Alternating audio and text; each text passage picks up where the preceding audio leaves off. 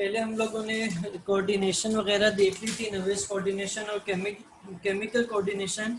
अब ये जो रिसेप्टर्स हैं ह्यूमंस में, जैसे हम 5 सेंसेस लेते हैं जिनमें स्किन, ईयर, आई, नोज वगैरह आ जाते हैं, आइज आ जाती हैं, तो इनको हम बारी बारी नहीं देखेंगे क्योंकि आपका सिलेबस रिड्यूस हो चुका है। तो अभी हम सिर्फ ईयर को डिस्कस करने जा रहे हैं, ठीक है। ईयर के जरिए आपका कौन सी चीज को सेंस करते हैं, कोई बता सकता है? ईयर, ईयर कानों के जरिए हम किस चीज को सेंस करते हैं? हमारी कौन सी सेंस होती है? हेयरिंग होती है, जो कि कानों के जरिए होती है। तो हमारे ओवर ईयर हेल्प अस इन हेयरिंग।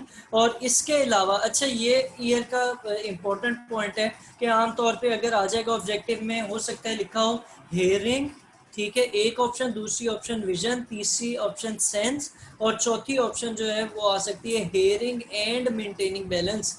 तो अक्सर बच्चे जो है वो सिर्फ हेयरिंग को ही जो है वो चेक करेंगे, लेकिन बैलेंस मेंटेन करना, जो आप चलते हैं अपने कदमों पे और लड़खड़ाते नहीं है, गिरते नहीं है, इसमें भी जो है वो एयर काम कर रहा होता है, एयर अपना रोल प्ले कर रहा होता है। वो किस तरह रोल प्ले करता है ये आगे जाके आएगी चीज़, तो मैं बता दूंगा आपको, वैसे भी ऑफ द रिकॉर्ड भी बता दूंगा अगर नहीं भी होगा। फिलहाल इसको सिर्फ नोट कर लें कि एयर कौन से दो फंक्शंस परफॉर्म करता है, एक हेयरिंग का और दूसरा मेंटेनेंस ऑफ बैलेंस या equilibrium of our body. Ear के 3 पार्ट्स मेन होते हैं। पहला पार्ट जो है वो आपका ईयर का है एक्सटर्नल ईयर, फिर आ जाता है मिडल ईयर, और एंड पर जो है वो इंटरनल ईयर आ जाता है। अगले पेज पे डायग्राम बनी हुई है, मैं वहां से भी थोड़ी देर में बता दूंगा, तब पहले हम यहाँ से एक दफ़ा रीड कर लें और आप लोगों को मैं अपने सामने से दिखा देता हूँ, बता देता हूँ। पहला पार्ट जो ईयर का है एक्सटर्नल ईयर है। एक्सटर्नल ईयर का वो पार्ट है जो कि आपको बाहर से कान नजर आ रहा होता है, और उसके फिर तीन क्या आ जाते हैं, 3 पार्ट्स आ जाते हैं, जिनमें पहले पिना है, दूसरा ऑडिटरी कैनाल है, और तीसरा ईयर ड्रम है जिसको टेम्पेनम भी कहा जाता है। पिना का क्या रोल होता है? पिना नाज़रीन आपका एक ब्रॉड सा यानी बड़ा सा एक्सटर्नल पार्ट है। ये हड्डी मेड ऑफ कार्टिलेज, जो आपकी खुरी हड्डी होती है, नरम हड्डी होती है, ये उसका बना हुआ होता है, और इसके ऊपर क्या चीज़ होती है? स्किन लगी हुई होती है। और इसका काम क्या होता है? अगर आप कान की शेप के ऊपर गौर करें ना, तो फिर आपको इसका काम या फंक्शन भी पता चल जाता है कि इसका काम क्या होता है, कि ये जो साउंड वेव्स थी उनको डायरेक्ट करता है किसकी तरफ? ऑडिटरी कैनाल की तरफ। और अगर आप इसके अंदर जाके इसका स्ट्रक्चर देखना चाहें या एनालिसिस करना चाहें, तो इसके अंदर स्पेशल ग्लैंड्स होते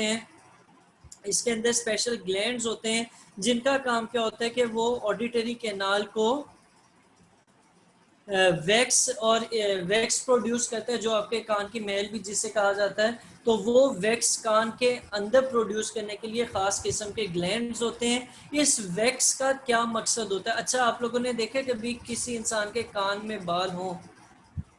है, बूढ़े लोगों के होते हैं, नजर आते हैं, यानी इतने बड़े हो चुके होते हैं। और वैसे भी अगर आप कान में फील करें तो आपको जो है वो बाल फील होते हैं।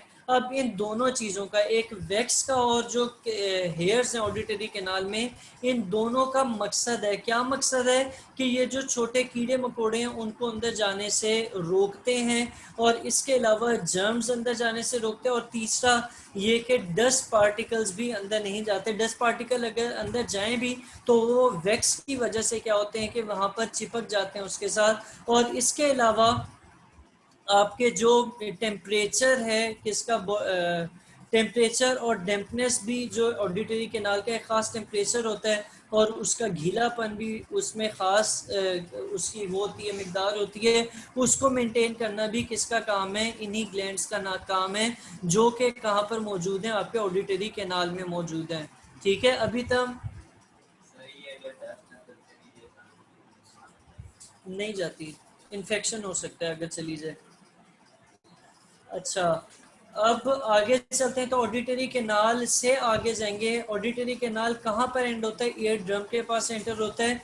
ईयर ड्रम के बारे में यहाँ से आगे लिखा हुआ है कि ईयर ड्रम क्या चीज़ होती है? ईयर ड्रम थिन मेम्ब्रेन होती है, एक पर्दा, जिसे कान का पर्दा भी कहा जाता है।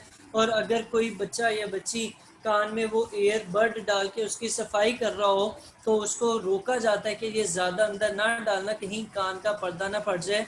वो कान का पर्दा तो नहीं फटता, लेकिन आपको वहाँ से कान के पर्दे का कॉन्सेप्ट मिल जाता है। कान का पर्दा क्या करता है? अच्छा, कान का पर्दा क्या करता है कि ये एक थिन मेम्ब्रेन होती है जो कि एक्सटर्नल ईयर को इंटरनल ईयर से सेपरेट कर रही हो। अच्छा, ईयर ड्रम का मैं बता रहा था कि ये एक थिन मेम्ब्रेन होती है जो कि एक्सटर्नल ईयर को इनर मिडल ईयर से सेपरेट कर रही होती है। और अगले पेज पे इसकी डायग्राम भी है, उसको देख लेते हैं ईयर की, और इसके मिडल ईयर के बारे में भी पढ़ लेते हैं। ये राइट साइड पे आपको नज़र आ रही होगी डायग्राम। इसमें अभी तक हमने क्या पढ़ा? इसमें अभी तक हमने पढ़ा कि एक पिन्ना होता है, एक ऑडिटरी कैनाल होती है, और तीसरा क्या होता है? टाइम्पेनम होता है, टिम्पेनम होता है। अब ये तीनों के तीनों पार्ट्स जो हैं वो किस में इंक्लूड होते हैं? ये तीनों पार्ट्स आपके एक्सटर्नल ईयर में हम कवर कर चुके हैं, इनका फंक्शन, इनका रोल पढ़ चुके हैं। ठीक है, फिर इससे आगे अगर आप चलें तो आपके मिडल ईयर आ जाएगा। मिडल ईयर में कौन से पार्ट्स आते हैं इसको अब हम पढ़ लेते हैं। मिडल ईयर एक चेम्बर है, मिडल ईयर एक चैम्बर है, एक्सटर्नल ईयर के बाद शुरू होने वाला है। इसके अंदर तीन जो आपकी बॉडी की, अच्छा बॉडी की जो लॉन्गेस्ट बोन है उसका पता है आपको? बॉडी में जो सबसे बड़ी हड्डी है वो कहाँ पर है, कौन सी है, पता है? हाँ, नहीं पता। रीढ़ की हड्डी नहीं है, उसमें छोटी छोटी हड्डियां जुड़ी हुई होती हैं।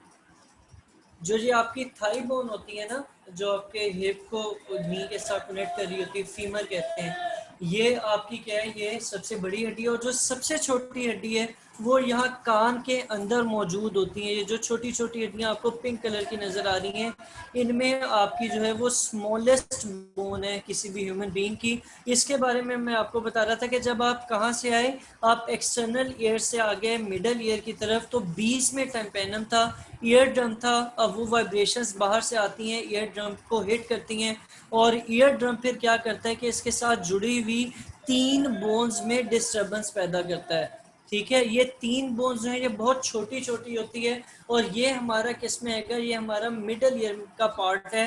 तो ये तीन बोन्स में मेलियस, इंकस और स्टेप्स आ जाती है। मेलियस जो है वो सबसे पहले आएगी, ईयर ड्रम के साथ अटैच होती है, उसके बाद आपके इंकस आती है, और फाइनल स्टेप में आप पे स्टेप्स आती है। स्टेप जो है वो एक ओवल विंडो के साथ कनेक्ट होती है। ये आपको यहाँ पर ये ओवल विंडो नजर आ रही है। ठीक है, तो ये इसके साथ कनेक्ट होती है। ओवल विंडो क्या काम करती है कि ओवल विंडो आपकी इनर ईयर को मिडल ईयर से सेपरेट कर रही होती है। मिडल ईयर के अंदर भी कम्युनिकेशंस होती है नेजल कैविटी की यूस्टेशियन ट्यूब के जरिए। ये ट्यूब जो है प्रेशर है उसको रेगुलेट कर रही होती है, उसको मेंटेन कर रही होती है। अब यहाँ से आगे चलें तो आपका तीसरा पार्ट आ जाएगा ईयर का, और तीसरा पार्ट क्या है? तीसरा पार्ट है इनर ईयर। इनर ईयर के अंदर कौन से पार्ट्स होते हैं? इनर ईयर कहाँ से शुरू होता है वो हमने अभी बात की थी कि वो एक ओवल विंडो से शुरू होता है, और वो ओवल विंडो कॉक्लिया है। ठीक है, यहाँ से आगे आपका इनर ईयर का पार्ट आ जाता है। ये सामने ईयर बना हुआ भी है, अब मैं यहाँ से भी आपको हाईलाइट करके बता देता हूँ कि इनर ईयर जो है उसके तीन पार्ट्स हैं, एक वेस्टिब्यूल है, एक सेमी सर्कुलर कैनाल है, और तीसरा कॉक्लिया है। वेस्टिब्यूल क्या चीज़ है? Vestibule centre of inner ear में मौजूद होती है। यहाँ के बाद फिर आपके थ्री कैनाल्स आते हैं जिनको सेमी सर्कुलर कैनाल्स कहते हैं, और ये वेस्टिब्यूल के एंड पर मौजूद होते हैं। फिर कॉक्लिया आ जाता है, इसमें तीन डक्ट्स होती हैं जो कि एक दूसरे के ऊपर कॉइल हुई होती हैं, कवर हुई होती हैं। और साउंड जो है वो साउंड रिसेप्टर जो सेल्स हैं वो भी मिडल डक्ट में, जो कॉक्लिया की मिडल डक्ट है वहाँ पर मौजूद होते हैं, और वहाँ से फिर मैसेज आपके कहाँ पे जाता है? ब्रेन की तरफ जाता है, और आप चीज़ को समझ सकते हैं कि ये साउंड, इसका क्या मतलब है, क्या कहा जा रहा है। ठीक है, तो ये आपका ईयर का स्ट्रक्चर हो गया। आपके रिड्यूस सिलेबस में सिर्फ इतना ही था। अगर आपकी डायग्राम का इशू है, डायग्राम आप नहीं बना सकते, तो बार बार प्रैक्टिस करें, क्योंकि अब इन पेपर्स में जो आप लोगों के पोस्ट कोविड रिड्यूस सिलेबस के होंगे, इनमें मेन फर्क आपकी प्रेजेंटेशन से आने वाला है। ठीक है, क्योंकि कोर्स कम है, ज़्यादातर बच्चों का अच्छा ही होगा पेपर इंशाल्लाह। लेकिन जो आपके स्कोर्स ऊपर नीचे हो रहे होंगे वो प्रेजेंटेशंस की वजह से हो रहे होंगे। बायो में ख़ास तौर पे कोशिश करें कि जितनी ज़्यादा डायग्राम्स हो सकती हैं बनाएं। डायग्राम्स आपको अच्छी आनी चाहिए, प्रैक्टिस करें, अभी बहुत टाइम है, आ जाएंगी। ठीक है, तो ये आपका इनर ईयर हो गया या स्ट्रक्चर ऑफ ह्यूमन ईयर हो गया, जो कि हमने अभी कंप्लीट किया है।